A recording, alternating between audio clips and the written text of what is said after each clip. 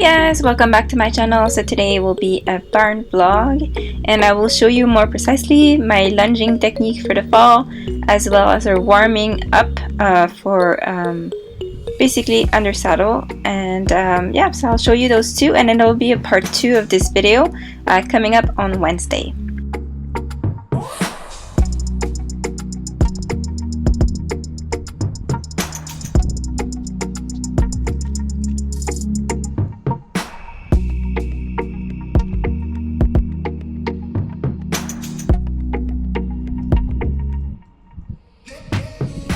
So for those of you that have seen the live that I've done last weekend, we do lunge in the fall just because it's a little bit more cold outside, and it does create a little bit of reactions from the horses. Usually they're a bit more unpredictable as they can react to the weather a little bit more at this time of the year. So I really like to be cautious, and I like to lunge her first and see how she is.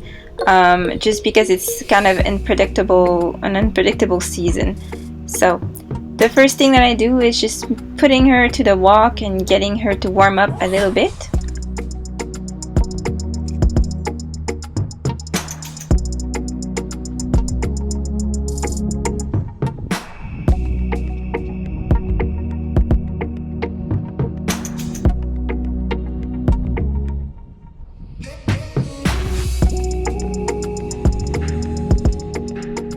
My objective with the lunge line is to, one, assess if my horse is ready to be ridden, and see a bit of her mood during the actual lunging, just to see if she is hot or if she is a little bit more spicy than I would like.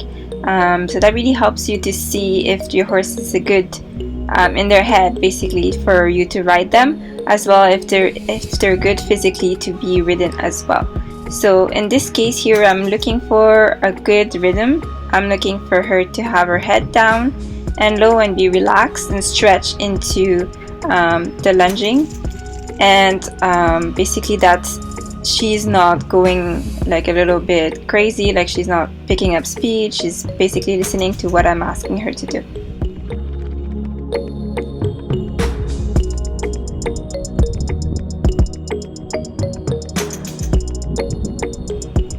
So it happens sometimes that she gets distracted a little bit by either horses around us or noises. We do have a train, we have some planes going on, the road, and a lot of little distractions that she can just basically put her eye and her attention to. It's really good to be able to maintain basically a contact with them, make sure that they see you, they know where you are, that what you're asking of them. Sometimes they do evade, but it's better to bring them back. So I usually try to either push her forward and encourage her to follow my lead, or sometimes I make a different gesture just to kind of catch her attention, or I even whistle once in a while as well if I don't get her attention for both different options that I've mentioned.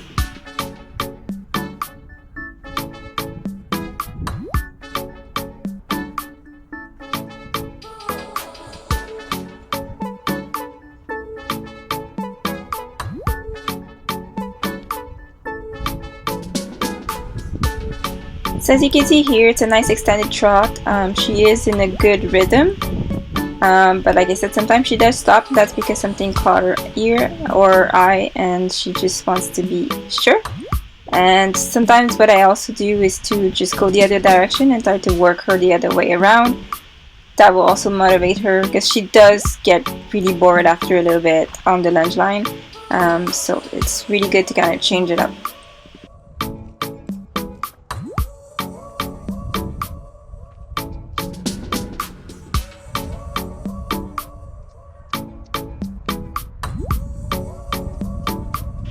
For those of you that have noticed, I have the lunge line a little bit tighter on this side, just because that's the side that she tends to be the most reactive. So she tends to pick up speed a lot more on that side, and that's why you want to keep it close circle to have more control over it. So you'll see she usually really wants to go forward, while on the other side she's really good and she can go as far as the end of the lunge line and she won't pick up speed.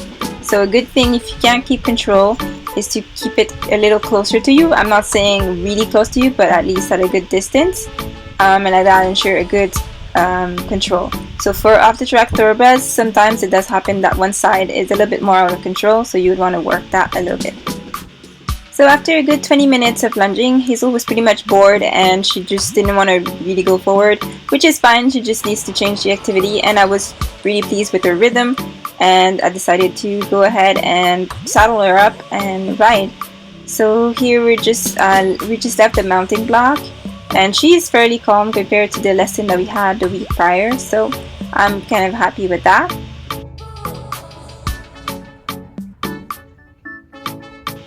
So as the door of the barn is open, or the arena is open, I decided to go work her at the back of the arena just to avoid any further distraction and make sure that I can at least get her to be warmed up properly and have her focus on me before we add more distractions. So here I am trying to fix up my reins, and she does move a little bit, which she tends to do, as you've seen in my previous videos. She does it in lessons as well.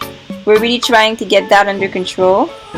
She does not want to like stay still for us, so that's something we're working on. We're still like trying our best to kind of keep her there for us when we need to put the reins on and make sure that everything is set properly.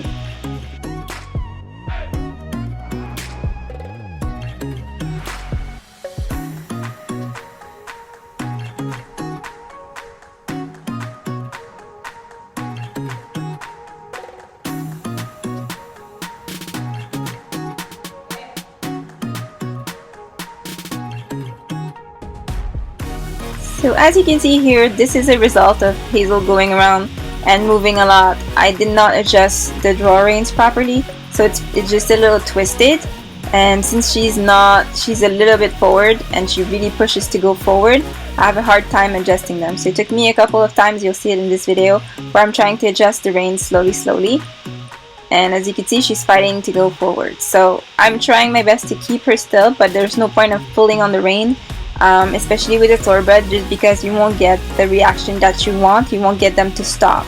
So it's just better if I wait a little bit, and as she has the focus more on me, then I'll be able to fully stop her and correct the situation. So now that I have the reins somewhat settled, for a second here I'm trying to get her to push herself a little bit forward, lower her head a little bit, and just warm up slowly. So we're just doing circles.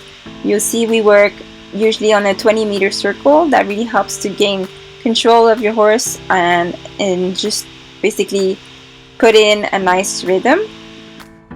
Although I love my horse and I think she's perfect, we are still working on this stop, poop, pause thingy that she was doing a little bit earlier in her training, that she just completely stops and then poos and doesn't want to go forward. So really important for me is just to keep her engaged. It doesn't matter if she poops, we just have to keep her engaged. We can't have her stopping in the middle of whatever we're doing if we're at shows just because she needs to poop. So that's definitely something we're working on. She has been really good, but that day was really hard to get her to go forward, as she basically decided that was it. Like, she's gonna put herself in the middle and poop.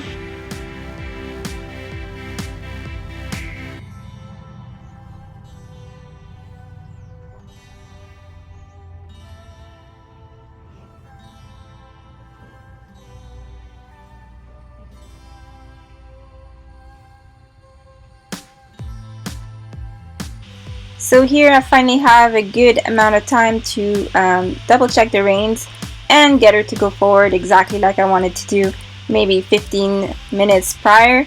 But yeah, as you can see now, she's listening way more to what I have to say and how I want to position her head. Like just a little bit of a half halt, you can already see that she's more comfortable and we can have a better communications right here.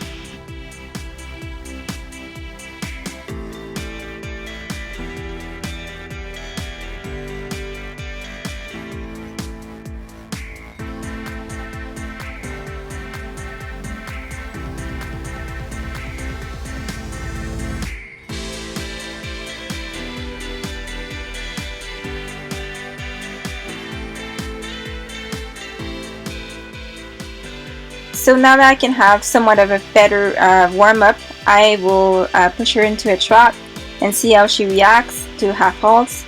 I can see she is still a little bit bothered on one side, so it's not as bad as it used to be, but I can see that there's something still bothering her. Her head is going up, fairly up, every time I try to half halt, and that's a sign that there's something that's just not working really great. But other than that, her rhythm is pretty good.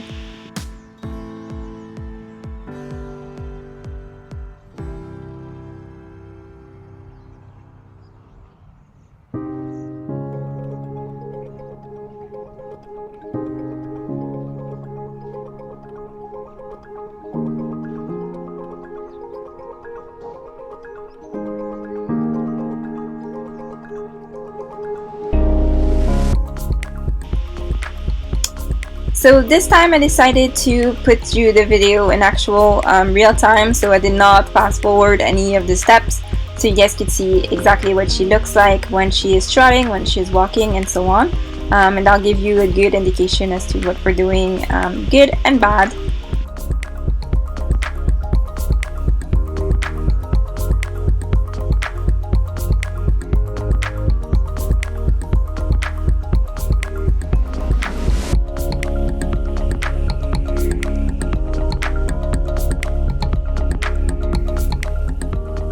So here I'm pretty satisfied with her trot. Her head is gonna lower a little bit over time. I'm still working her and asking her to go lower her head slowly, as she's like putting a lot of resistance. Like, she usually isn't like that resistant in my lessons, but I'm not actually pushing her really hard and asking her to bend her head down and all of that, like as much as I do in lessons. I'm going really progressively here, but I'm getting results, so that's why I'm not really like messing around too much.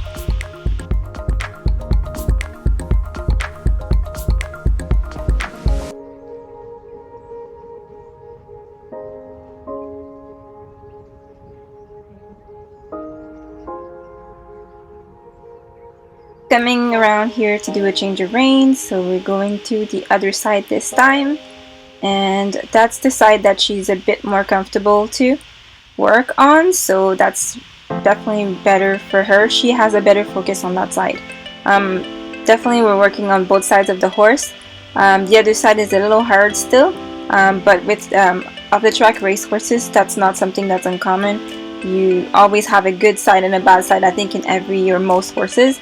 But off the track thoroughbreds are like literally programmed to go only one direction, and therefore that's why it's so hard to work them on the other side.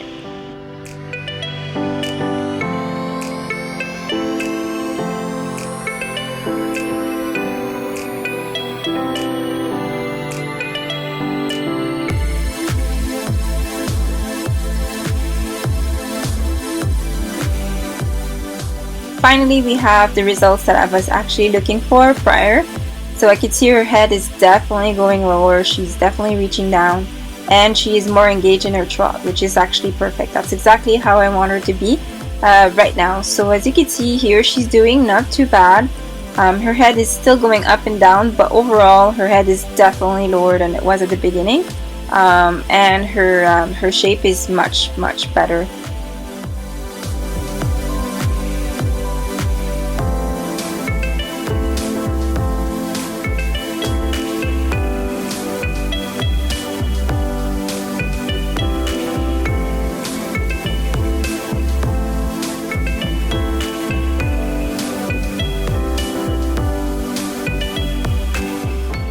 So once again, here stopping and adjusting my reins. Since I don't have the help of my coach, I cannot see the tension of the draw reins in the front. So I like to stop periodically and just make sure that they are the right tension. As you can see, the horse is definitely more comfortable, so I fixed the whole rein being twisted problem, but it isn't. Sometimes I can hear them clapping against my horse's chest, and I know that they are getting loose. So rather than doing it in action, sometimes I just have to stop and pick up all the slack in the reins.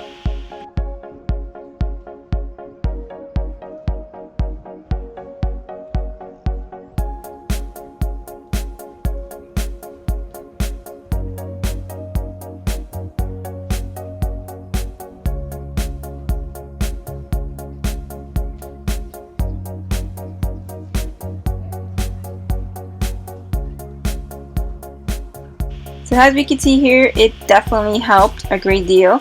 She is definitely responding to my hands way more, and she's picking up herself pretty good, as you can see here. So I'm really happy with her shape.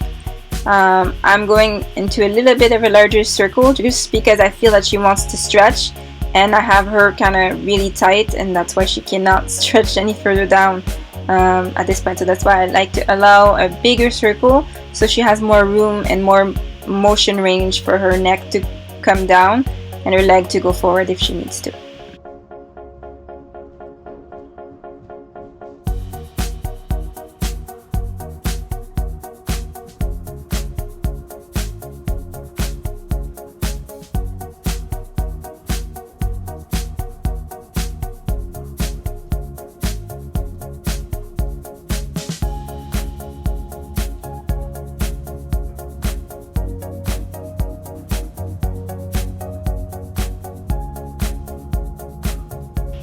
So right now she is perfect. Her head is exactly where we want it to be.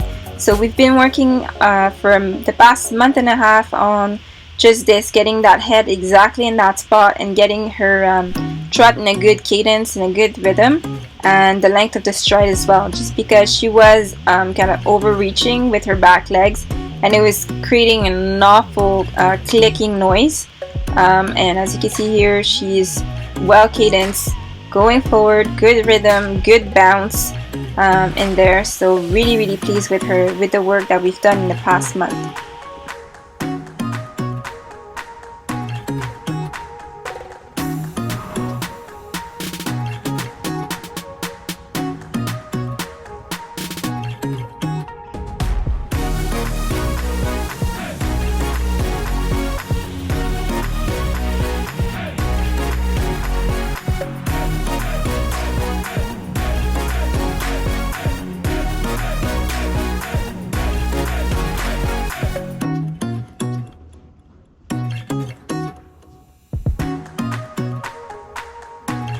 So here's a downward transition. As you can see here, Hazel's being real relaxed. It was actually a good transition. It was really smooth.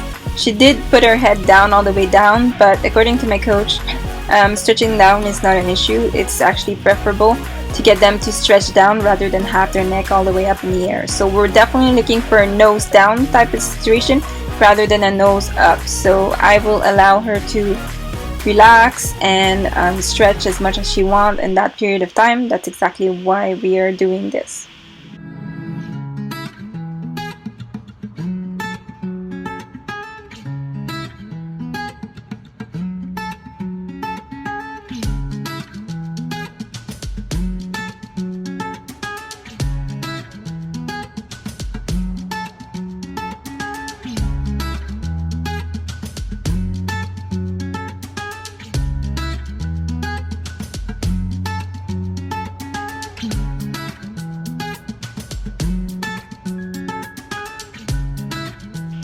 So really important, of course, just let your horse breathe once in a while. She does love to trot, and she would probably trot for a long time, but she is not a machine. They do need a break once in a while to catch their breath, and here I just felt like she did so good for the last couple of circles that she deserved a good break, and then we can basically start over again.